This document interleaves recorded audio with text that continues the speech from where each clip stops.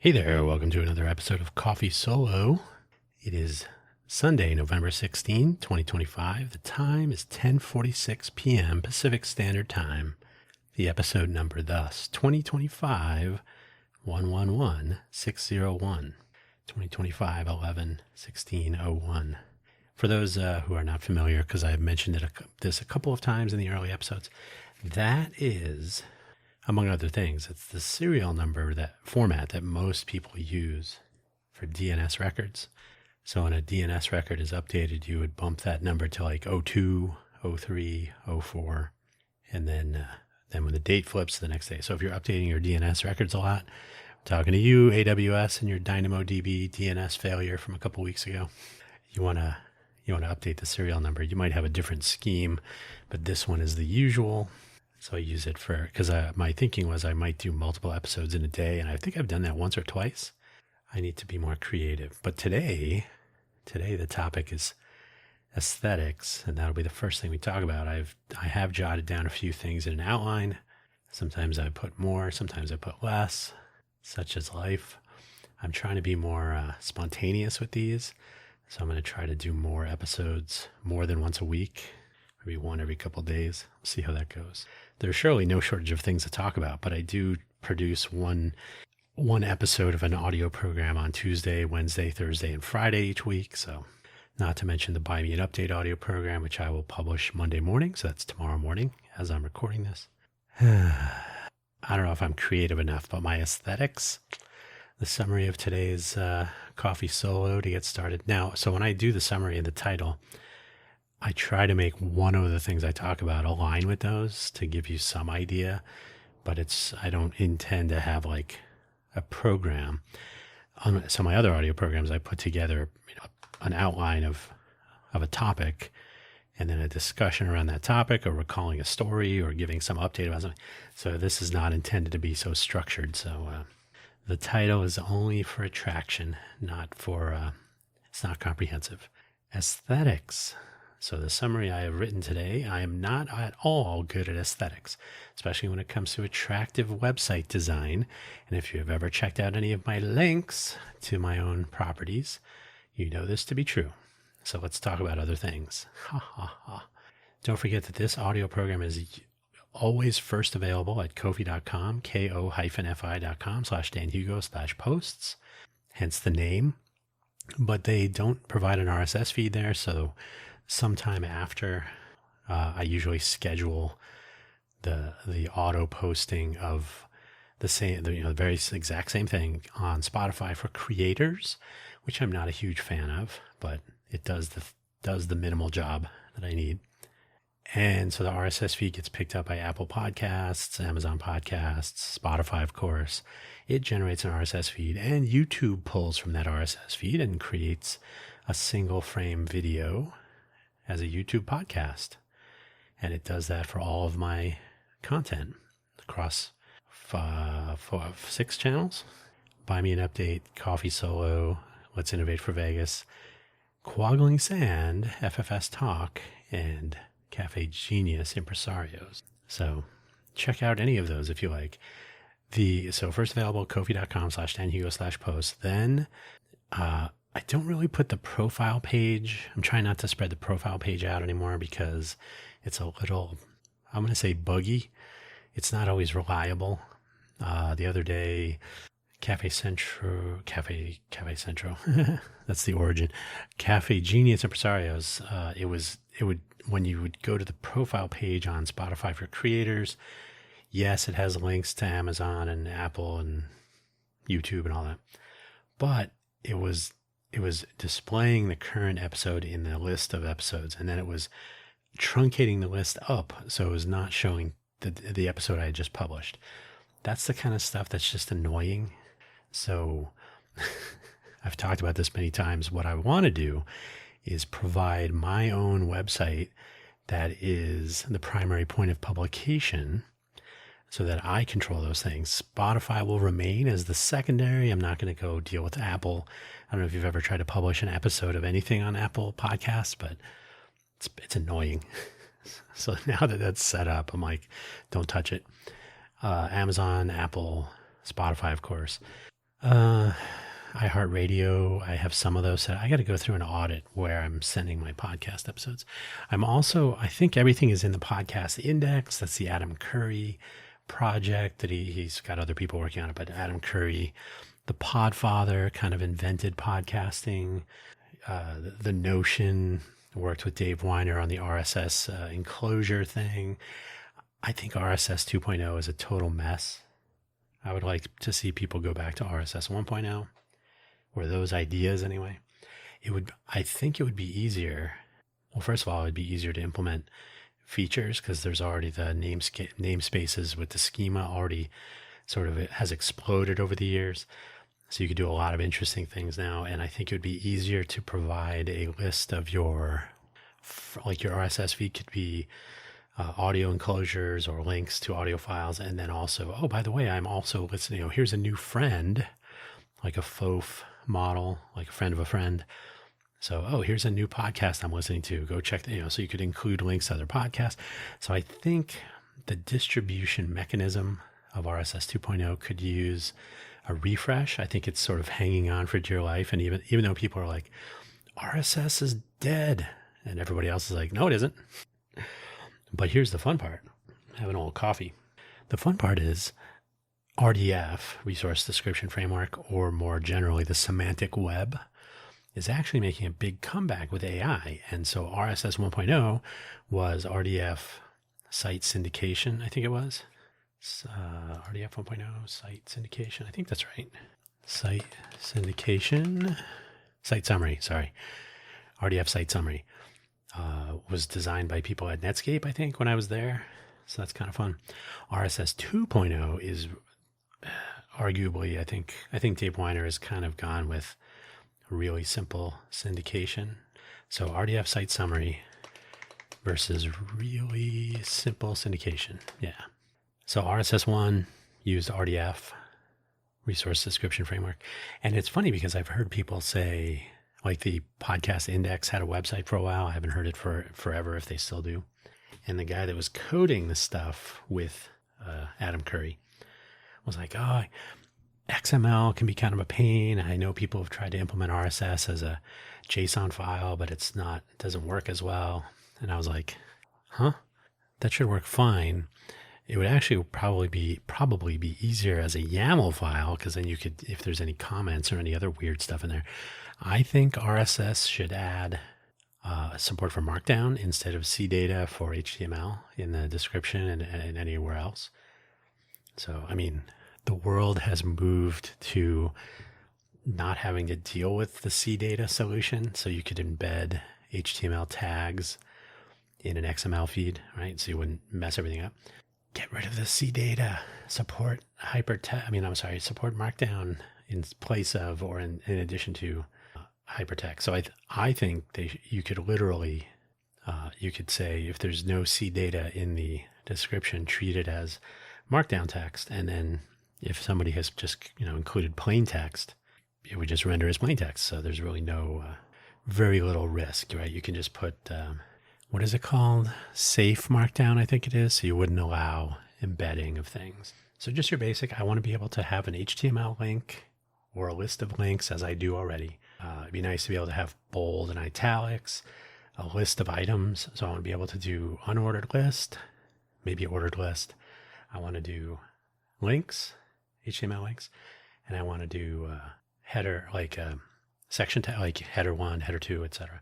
So I want to be able to just do the minimum, right? Safe Markdown. I don't need to do tables or anything like that. So I think you could keep it down to a really simple safe Markdown subset. Don't support embedding of HTML tags directly. Obviously that would fail. And it would fail validation of the RSS feed if you put HTML tags in there. So you'd have to escape everything with HTML entities and all that. But so it'd be easier if you just say, you know what, just put a hashtag for the header, double hashtag for the H2, put a dash for a list. I mean, it's super duper easy and totally safely moves through the RSS universe without having to worry about the tag conflict. So that's my thing. I would love to see that. Anyway, So we're on the third link now. Profile page linking everything. That's been around forever. The buymeacoffee.com/Dan Hugo profile page. It's just a free-form page of links. Speaking of Markdown, I don't know what they do. The editing that page is a ginormous pain, so I try to do it only when I really need to. But it does have lists to the profile. I'm sorry, for the Spotify for Creators pages, profile pages for each of my audio programs, including this one, YouTube links, and then links to the website. So I publish Coffee Solo and Buy Me an Update on my personal page, danhugo.com. There must be more stuff there coming, so don't look at it and go, oh my God, there's nothing there. There's embedded players for each. I gotta automate the updates of the content, because I want to move away from depending on the Spotify player. So I want to have an HTML5 player, very minimalist, and then put the RSS feed content under the player so you can see the links and the show notes. Right now, the Spotify player really doesn't do that to my liking, and we shouldn't have to just go, I don't know, I just get what I get. So that's been on my to-do list, but I don't really get a lot of web traffic. So I haven't really been totally... I haven't been tripping over myself. I do that anyway, but I haven't been tripping over myself to try to get the website side. And besides, I'm not good at aesthetics. So profile page linking everything. It's been there for 5 years. And by the way, if you're listening to this on the off chance you're listening to this on Ko-fi.com, you only have 3 links, but everybody else has 4 because that first link is to Ko-fi.com. Finally, the Penpot link. I'm going to talk about this. So Penpot, Penpot, like the place where you throw your artist tools in a pot, like for your pens, pen holder. So penpot.app, app. It's like an open source, self-hostable Figma competitor of sorts. Competitor is not really the right word, but people always say, so it's the free version of Figma. Not really. Not that I'm a Figma person. Anyway, those are the links for today's episode. Let us begin so I can create a cover art and post all this stuff. So I know I'm going to read. I want to move away from reading my outline. So I have actual, I have written most of the show. I should write an outline and riff instead of reading. So there you go. I know everybody who does cool site design is using Figma nowadays. Figma, Figma. They made a ton of money when they went public. They dodged an Adobe buyout. I didn't write that stuff. Now, back to writing, but Figma is not free and can cause issues designing open source designs for nonprofits like mine, the Innovate for Vegas Foundation, if we need to at some point pay for the tool or tools.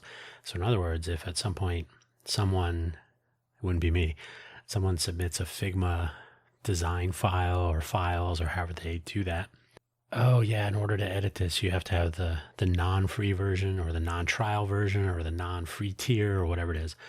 For Figma, well, then you're like, well, you just introduced an additional cost to a nonprofit that is 100% volunteer. We don't get massive revenue income receipts to spend on software tools. We do open source development and we like to use open source tools. So Penpot exists, which is a good first step. And I have to be honest, I have no idea if it is actually good. It seems to do the things, but I don't know if some Figma person would be like, this is horrible. It seems like a functional tool. And I know people are using Penpot to do website design. So you do your visual design. So you're not placing HTML tags. You're not doing divs and section and article and all that. You're drawing boxes and circles and you're using color palettes. And then you can use that in a process that I'm not quite familiar with yet to generate the code. So they basically break it down to design and code, but it is not at all clear to me how to generate code from a Figma design. So I created a document, one layer, and I created a rectangle and an ellipse and a text box. I think it said this is text, and I exported it. And I get some JSON files with a whole bunch of JSONs, I'm sure there's a JSON schema, a whole bunch of stuff describing the different objects. So I'm like, okay, that could be useful. So I'm like, okay, first of all, I'm sure this spits out SVG, scalable vector graphics, because I know people complain about that because they're like, why SVG? Why not something else? Because everybody complains about everything all the time. But the other thing is, I know that there's some plugin or there's some library to start with or whatever that generates site content because people use it for that. You can use PenPot for other things. It's kind of like Adobe Illustrator or a vector-based drawing program. Scalable vector graphics. So that's why. So it's a fine piece of software. I have no complaints about it. I just have no idea how it works, and I am not sure how I would spit out a web design. So what I would like to do, and this is just making excuses at this point, what I would like to do is use PenPot to like start off and figure out how to design website layout with a visual tool. But that would take forever, and I will continue to never make danhugo.com, quaglingsand.com, ffstalk.com, and cafegenius.org usable, sort of attractive, right? I learned Tailscale. Tailwind. Tailscale is a WireGuard platform. I learned how Tailwind works, sort of. I haven't done anything really exciting with it, but I have a little mini tool chain. I have some stuff built out. I need to create some templates for different components that I can reuse. And then, what if I made those components into PenPot library items? And then I could draw them and then build websites in an automated fashion with my Contra tool, Content Transform. So Contra. That's my plan. So why is it not done yet? Because I'm not focused. Maybe I watch too much YouTube, or maybe I'm sleeping. I think did I mention this last time? I think I might have. My coffee. No, that was Trust Me. Yeah, I can't remember. I did it was a Buy Me an Update from my caffeine break, my caffeine respite.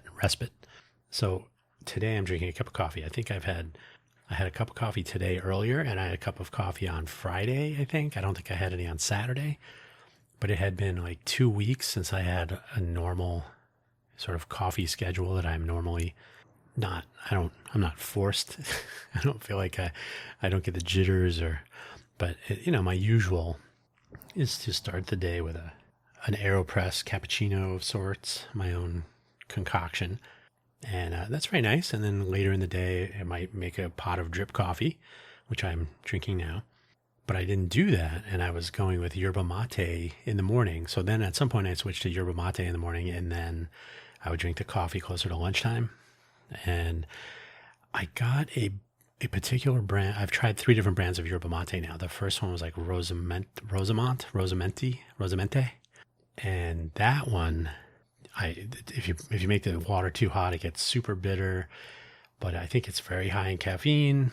Then I tried another one, starts with a P, and that one was a little bit more mild. And then this third one I tried, I'm not even sure if it might be decaf. So not only was I not drinking coffee at all, but I also was drinking this yerba mate that's less, certainly didn't have any impact on me. So I've been absolutely dragging for 2 weeks. So the take home there is science, good, productivity, 0.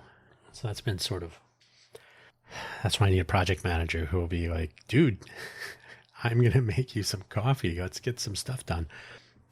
So the YouTube algorithm is getting to me finally. I've been hearing this for ages. Like, make sure you ring the bell and you click the button and you subscribe and you like and you comment and you tell your friends and you put a quarter in the box, whatever. They go through this whole litany, and they're like, because people have been saying that they don't see my videos anymore and I used to say, like, I see all the videos that I watch all the time. I'm not even subscribed to some of them, and I still see them all the time. Well, either YouTube said enough of that for you, or maybe they just don't get me anymore. So my recommended videos stuff is completely different. And as usual, highly reactive to anything that you click on or search for. But I'm like, whatever happened to these like 5 or 6 channels that I used to see all the time? And they're still there. Probably the only one that I would say there is an extenuating circumstance, is the L1, level 1. It used to be called the level 1. What do they call it? The level 1 channel? Maybe it was just level 1. Apparently, you cannot call yourself a level 1 news, in their case, on YouTube. Or YouTube will do something different. I don't know. So they started calling it level 1 links with friends. They started calling it that, and then they said, we're gonna rename the channel, or we're gonna come up with a new channel, or whatever they did. Level 1 links with friends. And so they disappeared, and I hadn't seen them in like 2 months. And I'm not gonna say I felt like I missed out, because really all they do is read stuff that I like. Maybe 30% of the time I've read the article that they're referring to, and the other times I've heard about what they're talking about anyway. I kind of don't appreciate that they read stuff from paywall content, and then they ask for money, but they don't, because they'll show the link and then it'll pop up a little, would you like to subscribe? Would you like to be a paying subscriber? So the take home is that they're basing an entire YouTube channel. It's almost like reaction videos to news links. So they're not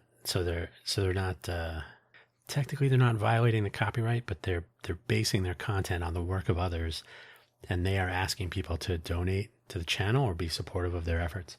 I'm like, that's a little iffy. Anyway, so I wasn't subscribed to most of these that went missing, but that is the deception, or some of it, so YouTube will recommend channels, and then it will continue to recommend channels that you have watched before. So the algorithm is at play. So I'd be seeing the new, the latest upload of whatever, level 1 news or whatever. What's another one? I can't remember. Well, that's the problem. So I would see it, but then suddenly, and I would even get some older uploads from last week or even last year sometime, which was kind of annoying. That's not what I'm looking for.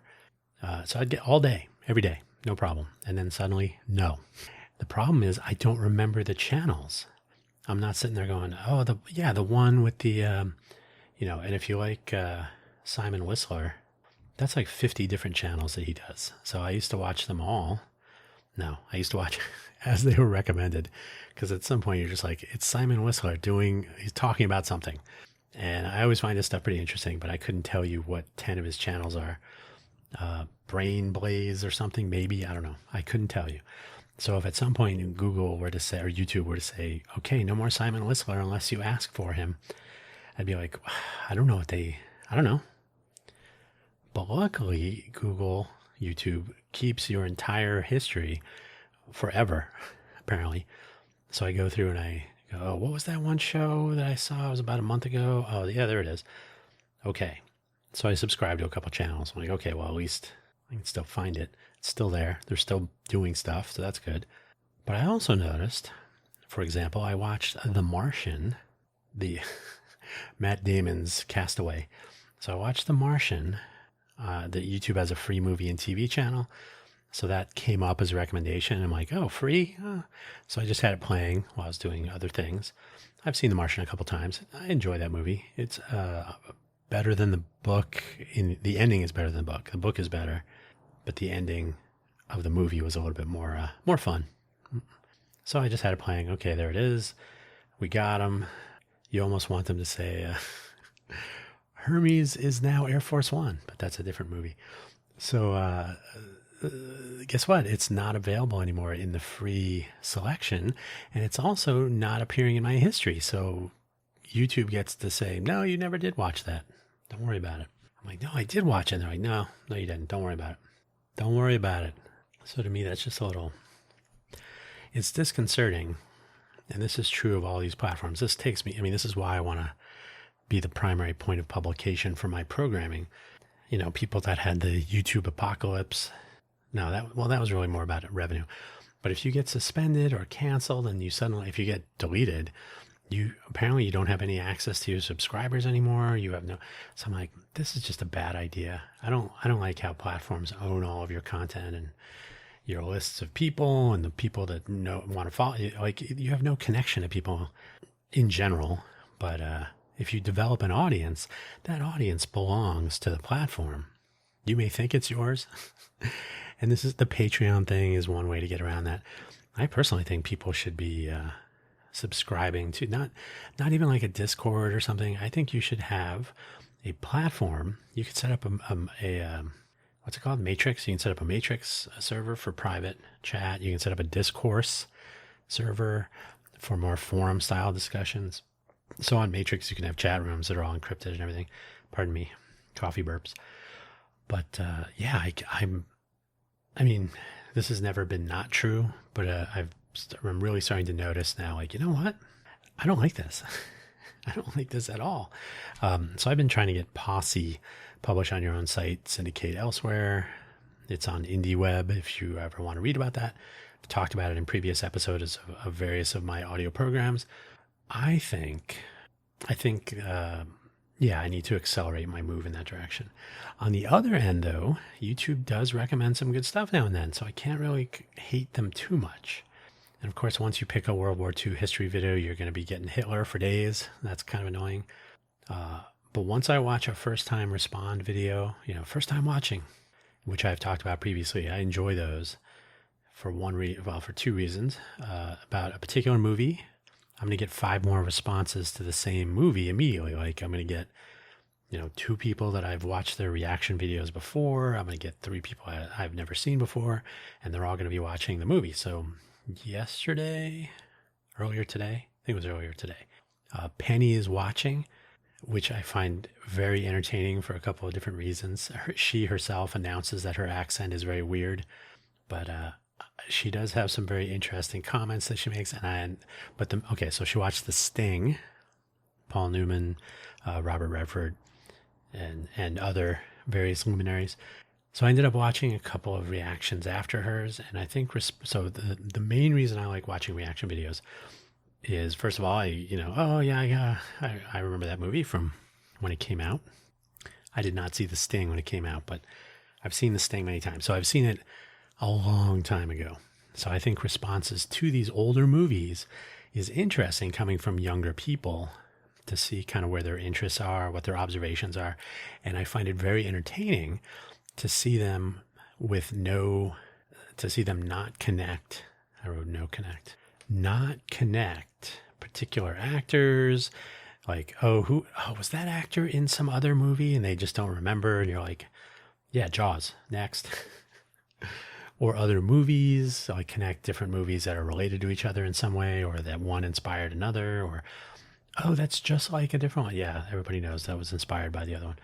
Or pop culture references, which are hilarious because of course you weren't there, so you don't remember because you were not there.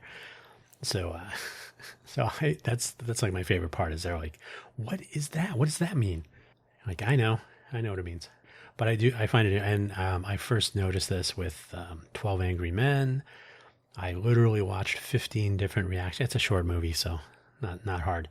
I watched like 15 different reaction videos, and it was like the same exact reaction, regardless of who, the approximate age, cultural background, just everything about each responder, each reaction video creator.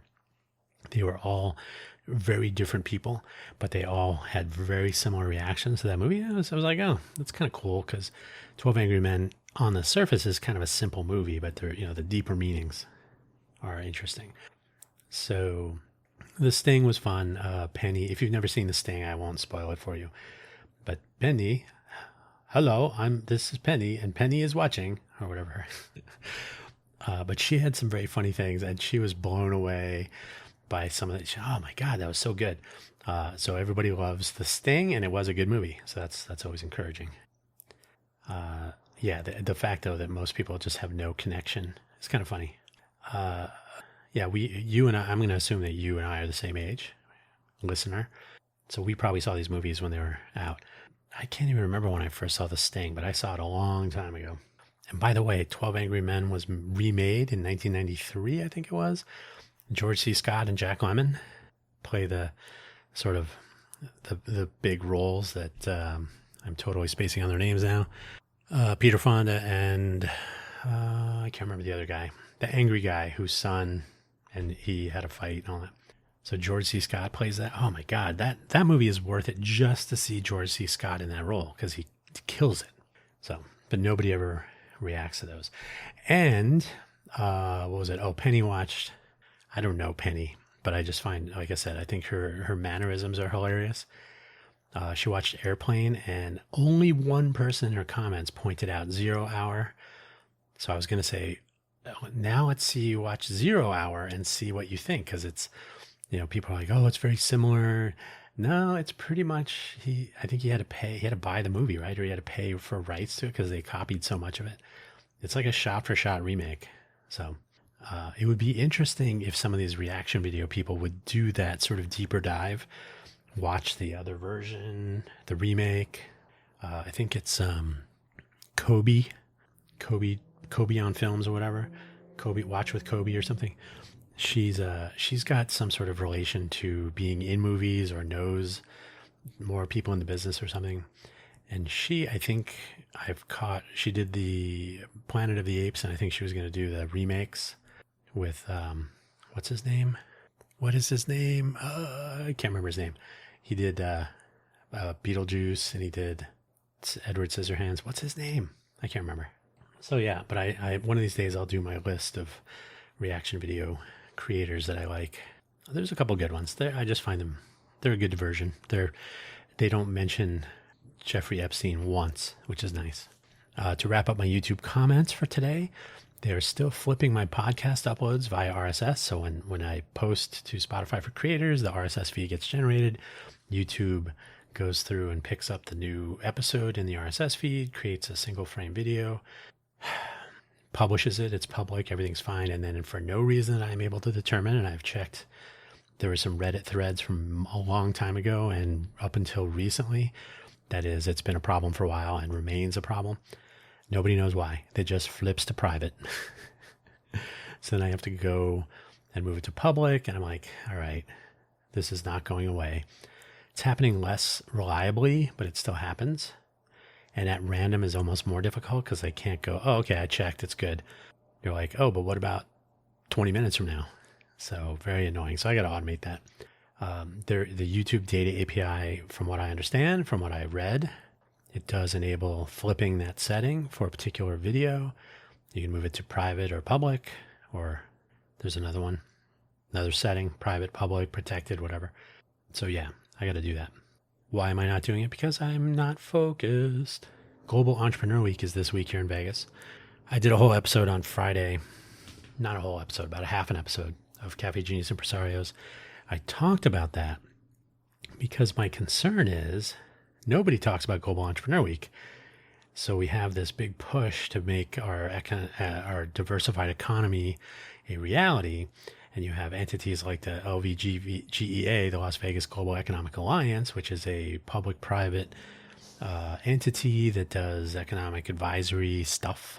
So it's not a chamber of commerce. It's more of and it's not an office of economic development, but it's more like an external entity that works with the various offices of economic development. So even though it's the Las Vegas Global Economic Alliance, it's actually Southern Nevada. So of course they just go Vegas. Nobody knows. You're just near Vegas. You must be in Vegas. So EDAWN, the Economic Development Agency of Western Nevada, I think it is. I think it's agency. It might be something else, but Economic Development Agency or something. Western Nevada, EDAWN. So EDAWN and LVGEA are forming the NEDA, the Nevada Economic Development Association, I think it is. So they're going to make like a industry group. So it's for professional economic development people, presumably people working in the city economic development offices, the county, the GOED, the Governor's Office of Economic Development. So they're all going to just have big meetings and, have them paid for and pay for all their travel and all that stuff. So, okay, good for them. My concern is that they are them. They are not us. So I don't think they really know anything. Like they have no idea what to do for entrepreneurialism. They talk about a shiny, amazing startup scene in the greater Vegas area. And I always say the same thing. Like, what does that mean? They don't know what to do. And I've been, so I have I did 143, I should say, episode of Cafe Genius. And I'm like, I keep talking about this, and these are receipts, so later in the future, maybe somebody will go, oh yeah, you did talk about that 2 years ago. But so now I basically point people to those. If they have any, like, hey, do you want to meet up for a coffee? Well, why don't you listen to my podcast? That's free. You can listen to it all day. And then if you want me to meet up with you, it's, whatever my rate is, because mostly that'd be a waste of my time. So like, I've already done the words. I've spoken them into a microphone and recorded them. If you need me to go somewhere and meet with you, that's not free. Nope. I value my time, and so must you. So yeah, Global Entrepreneur Week is this week. This is the third year in a row for Global Entrepreneur Week. And it is, once again, for the third year in a row, coincident with the Formula One race, which means one of these two events will get 100% of the news coverage locally, even though Formula One is a global enterprise. Global Entrepreneur Week will receive little, if any, attention here in Vegas through the week. Formula One is on the 20th. Technically, what do you call it?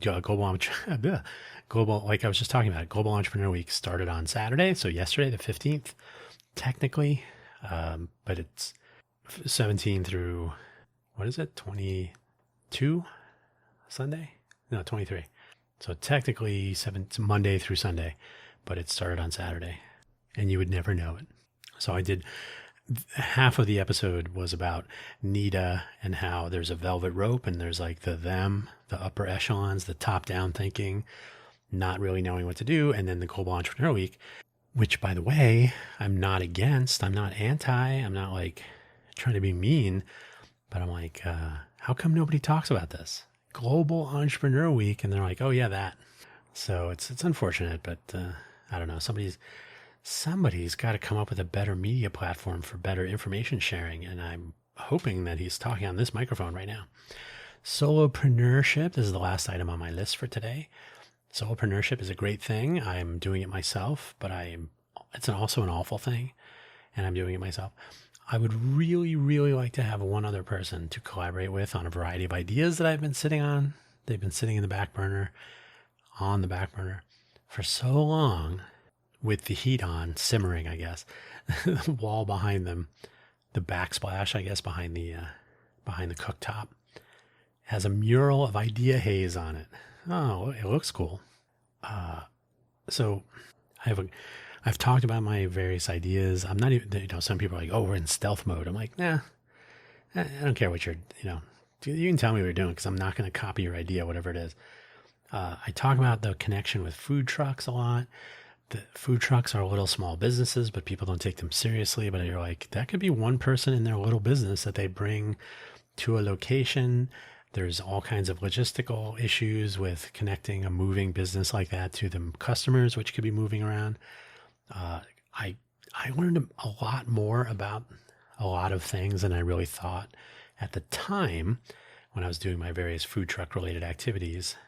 There's the local media platform, which I call MuniBits, is the software that we will develop.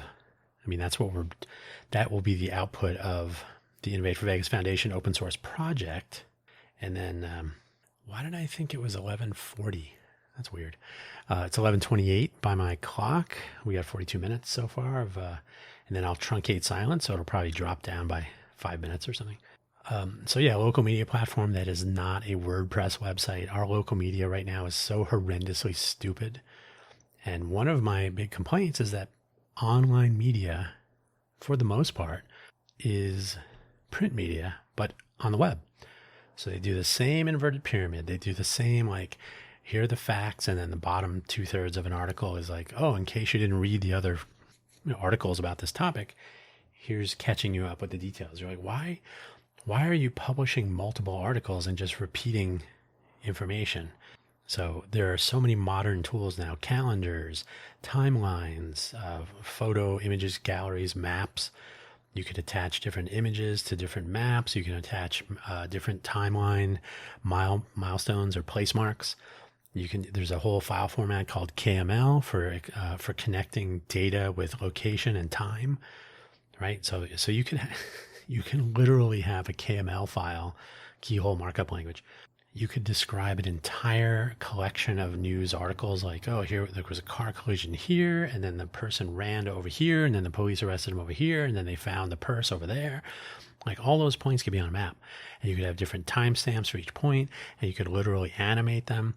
You can display that KML file on Google Earth. You can display it. I don't think you can display it on Google Maps anymore. That was a cool feature that they used to have.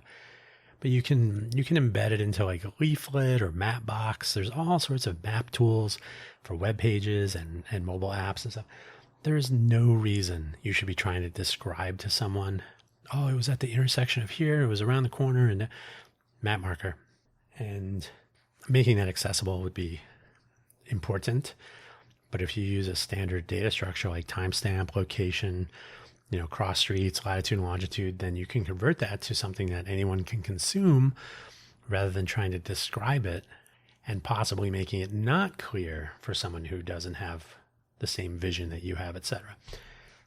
People don't understand numbers, big numbers, right? What does it mean to get a $2,000 check from the federal government? How does that work out? Well, here's the total number of dollars taken in through this, and here's the total of that $2,000 times 300 million, 330 million. That doesn't add up. And the national debt is 38 trillion. It used to be 32 trillion. How'd that happen? It was during this. Why does that name show up? Anyway, yeah, timelines, maps.